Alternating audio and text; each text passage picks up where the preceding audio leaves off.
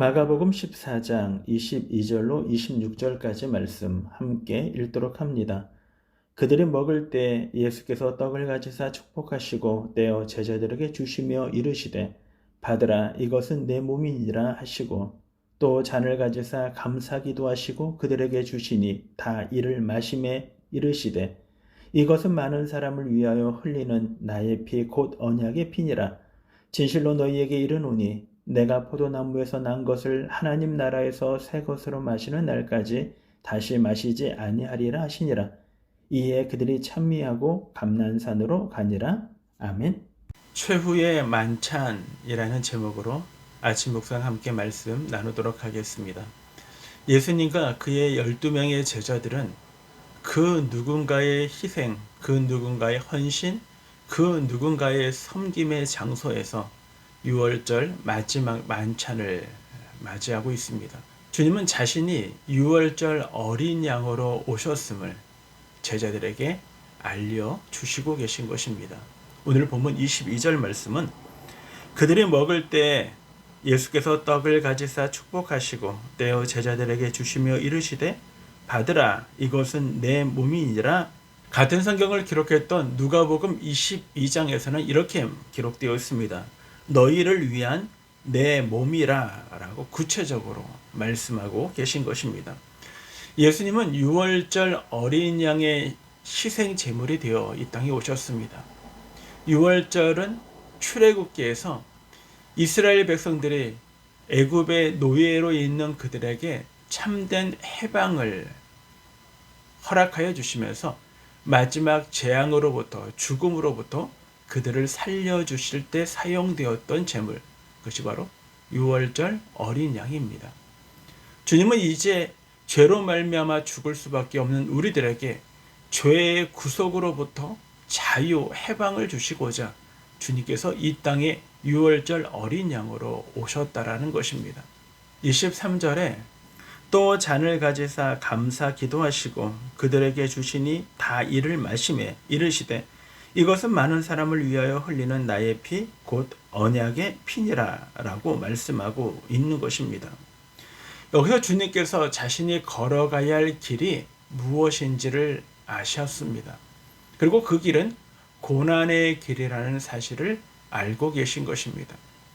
주님이 가시는 길은 끊임없이 자기를 부정하는 것이요 뿐만 아니라 주님의 말씀 앞에 성실함을 갖고 주님의 말씀 가운데 순종하며 삶을 살아가는 것이라고 우리들에게 보여주고 있는 것입니다. 이제 주님은 내일이면 주님은 친히 6월절 어린 양으로 죽으셔야 했습니다. 그분은 고난을 받으셔야 했고 피 흘리셔야 했습니다. 그래야 우리의 참된 구속주가 되실 수 있었던 것입니다. 주님은 이 구속의 원리가 바로 우리를 향한 하나님의 사랑임을 우리들에게 보여주고 있는 것입니다. 그래서 주님은 그 피 흘림은 죄 사함을 얻기 위한 것이라고 우리들에게 말씀하고 있는 것입니다. 우리는 알아야 합니다. 주님이 걸어가신 그 길이 어떠한 것이고 주님의 피 흘리심이 우리를 살리고자 함이시며 그리고 여전히 우리에 대한 하나님의 은혜가 우리는 절대적으로 필요한 존재라는 사실을 우리는 깨달아야 하는 것입니다.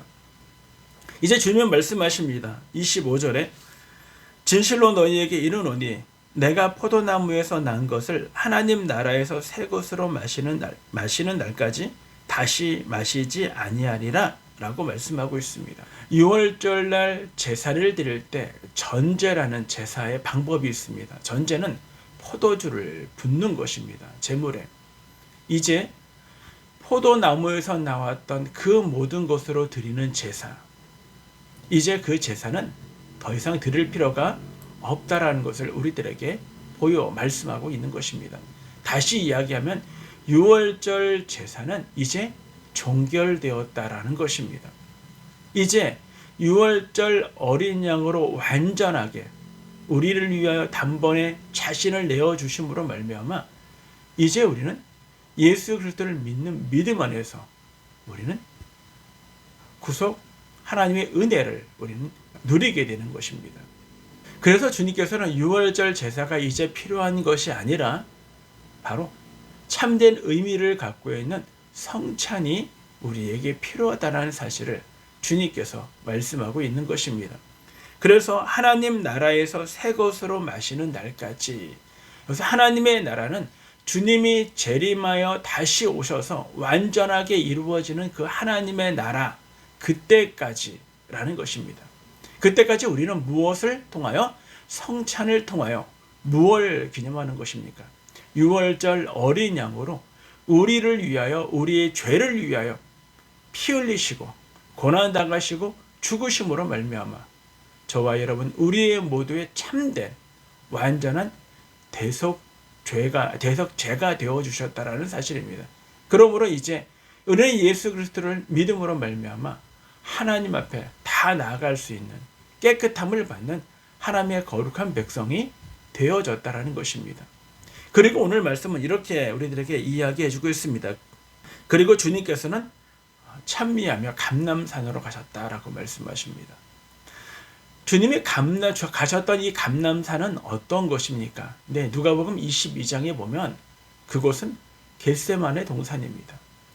주님이 그곳에서 땀방울이 핏방울이 될 때까지 하나님을 향하여 간절히 기도하고 우리를 위하여 기도하셨던 곳입니다. 제자들에게 깨어 있으라고 부탁하며 주님이 당하는 고난, 이것이 나의 뜻이 아니라 아버지의 뜻대로 되기를 원합니다라고 간절히 원했던 곳. 그리고 주님은 이 감람산에서 가룟 유다의 배신으로 말미암아, 입맞춤으로 말미암아 붙잡히게 되었던 곳도 이 감람산입니다.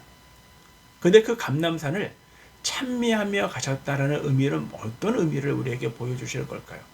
네, 주님은 자신이 져야 할 십자가를 하나님 앞에 찬양하며 그 길을 순종하며 하나님 앞에 나아갔음을 우리들에게 보여주고 있는 것입니다.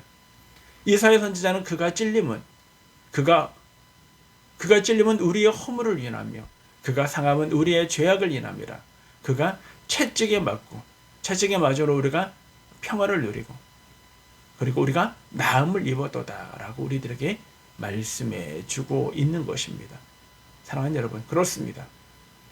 우리에게 주어지는 성찬이 날마다 주어지고 있지는 않지만 우리가 성찬을 대할 때마다 내가 죽어야 했던 것과 나를 위하여 유월절 어린 양으로 오신 예수 그리스도, 그분을 우리는 기억하고 기념하는 것이 바로 성찬인 것입니다. 이 성찬이 폭넓게 우리의 삶 속에서도 하나님의 은혜를 기억하고 하나님의 나 대신 십자가의 죽으심으로 어린 양 제물이 되어 주심을 우리가 믿고 그리고 그분의 은혜에 날마다 감사하시며 거룩한 백성으로 삶을 살아가시는 저와 여러분 모두의 귀한 날 되기를 주님의 이름으로 축원합니다.